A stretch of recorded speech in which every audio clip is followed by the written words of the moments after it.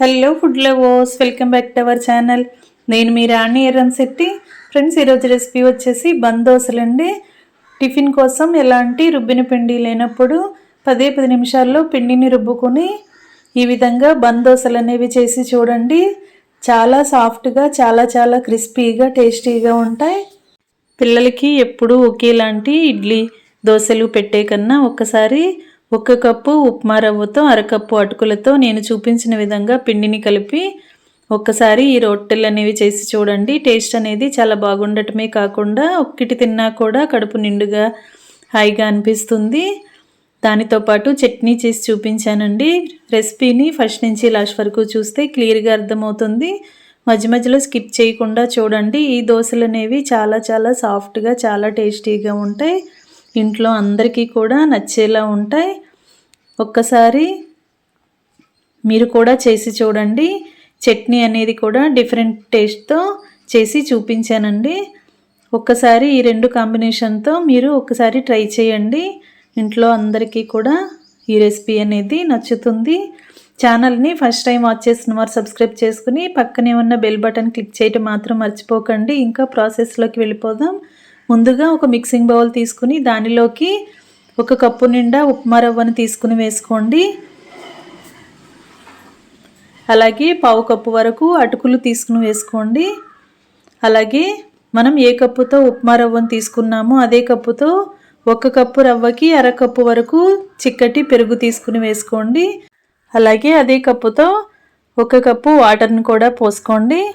మీరు వాటర్ వద్దు అనుకుంటే అచ్చంగా పెరుగునే తీసుకుని వేసుకోవచ్చండి. లేదంటే చిక్కగా ఉన్న మజ్జిగైనా కూడా పోసి కలుపుకోవచ్చు.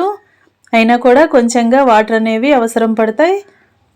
ఇలా పెరుగంతా కూడా రవ్వలో అటుకుల్లో కలిసేంత వరకు బాగా కలిపి అవసరం అనుకుంటే ఇంకొంచెం వాటర్ని కూడా యాడ్ చేసి రవ్వ అటుకులు మొత్తం అంతా కూడా తడిసేంత వరకు బాగా కలిపి గిన్నెకి మూత పెట్టి ఒక 10 నిమిషాలు పక్కన పెట్టండి. అటుకులు అనేవి రవ్వ అనేది చాలా త్వరగానే నానిపోతాయండి. సాఫ్ట్గా తొందరగానే మెత్తగా వచ్చేస్తాయి. మనం కలుపుతున్నప్పుడు బ్యాటర్ అనేది కొంచెం పలుచగా ఉన్నా కూడా ఒక 10 నిమిషాల తర్వాత చూసినట్లయితే వాటర్ని రవ్వ అటుకులు బాగా పీల్చుకుని బ్యాటర్ అనేది గట్టిగా వస్తుంది. ఇప్పుడు చట్నీ చూద్దాం.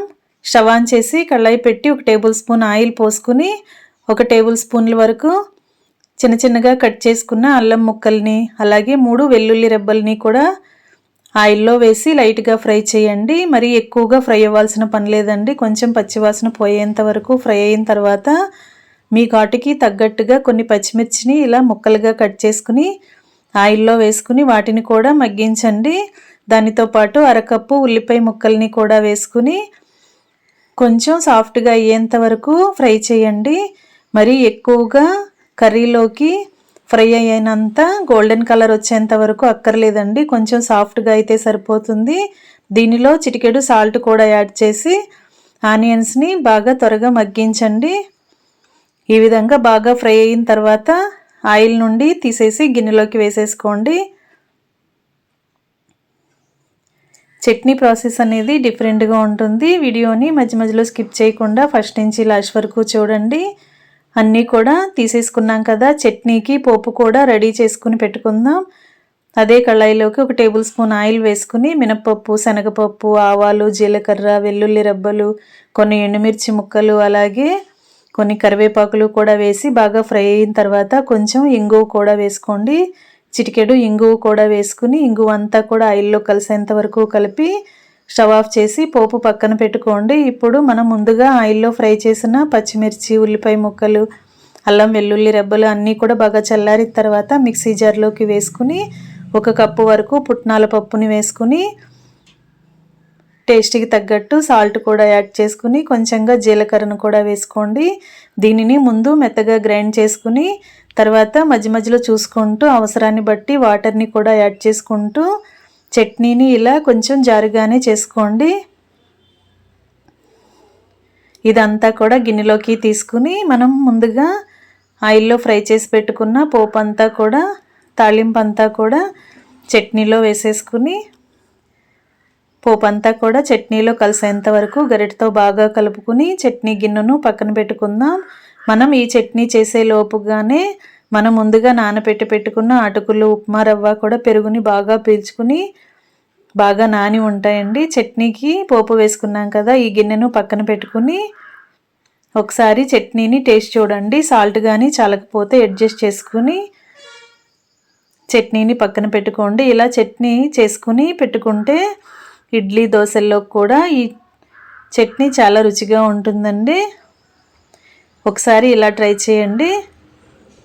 ఇప్పుడు ముందుగా మనం నానబెట్టి పెట్టుకున్న అటుకులు, ఉప్మా రవ్వ కూడా పెరుగుని బాగా పీల్చుకుని బ్యాటర్ అనేది ఇలా గట్టిగా వచ్చిందండి.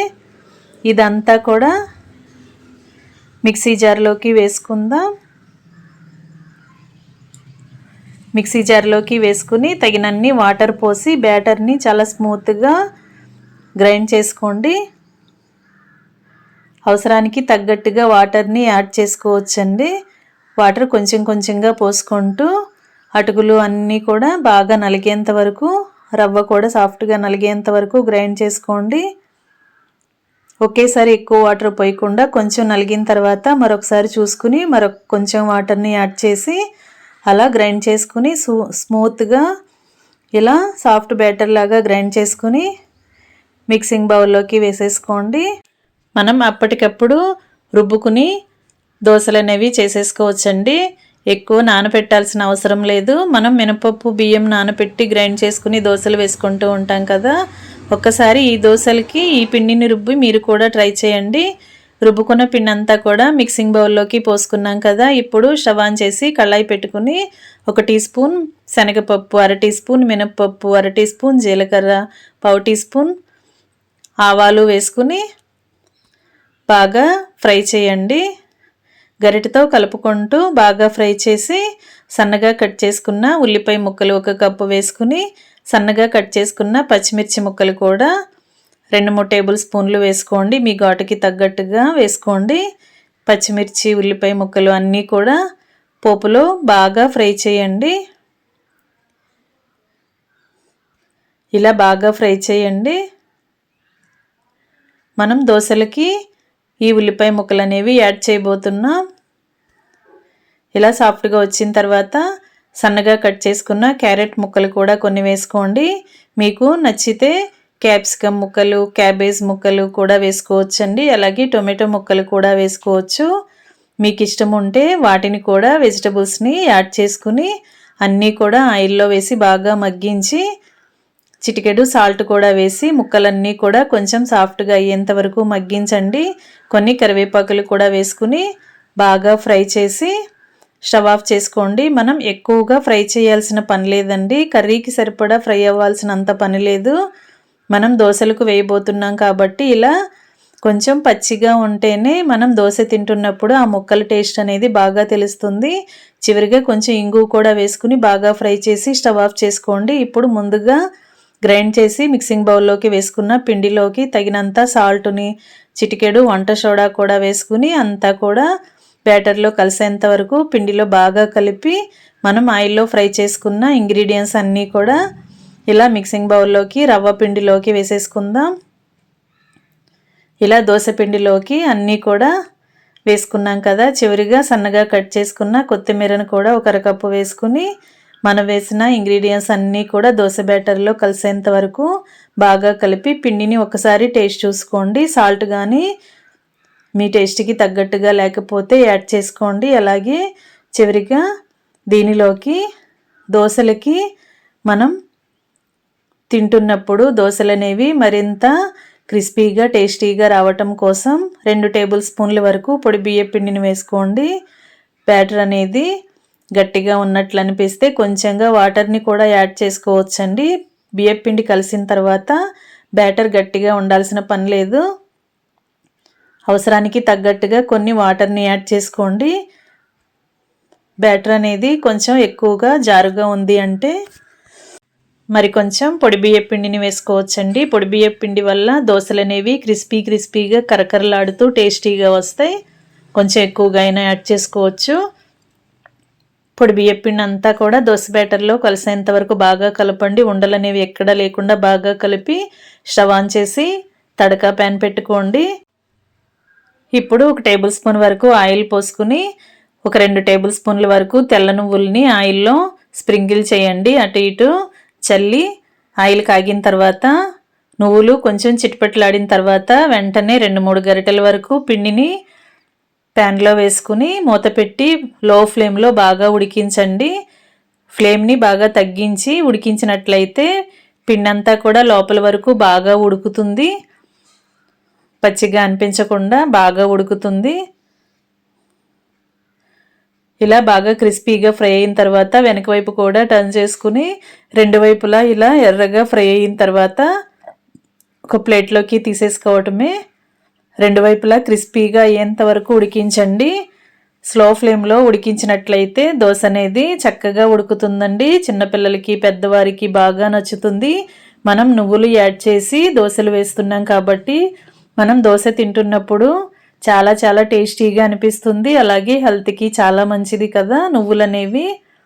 ఇలా దోశ అంతా కూడా బాగా ఫ్రై అయిన తర్వాత ఆయిల్ నుండి తీసి సర్వింగ్ ప్లేట్లోకి పెట్టుకోండి. ఇదే ప్రాసెస్తో మరలా 1 టేబుల్ స్పూన్ ఆయిల్ వేసి 1 టేబుల్ స్పూన్ తెల్ల నువ్వులు స్ప్రింకిల్ చేసి జల్లుకుని 2-3 గరిటెల వరకు పిండిని పోసుకుని మూత పెట్టి లో ఫ్లేమ్లో ఉడికించి 2 వైపులా కూడా ఈవెన్గా ఫ్రై అయిన తర్వాత ఆయిల్ నుండి తీసేసుకుని ప్లేట్లోకి పెట్టుకోవటమే. మనకి ఎన్ని దోశలు కావాలో దానిని బట్టి మనం దోశలు అనేవి ప్రిపేర్ చేసుకుని స్టవ్ ఆఫ్ చేసేసుకోవటమేనండి. ఈ పిండి అనేది నిల్వ ఉంచుకోకూడదండి.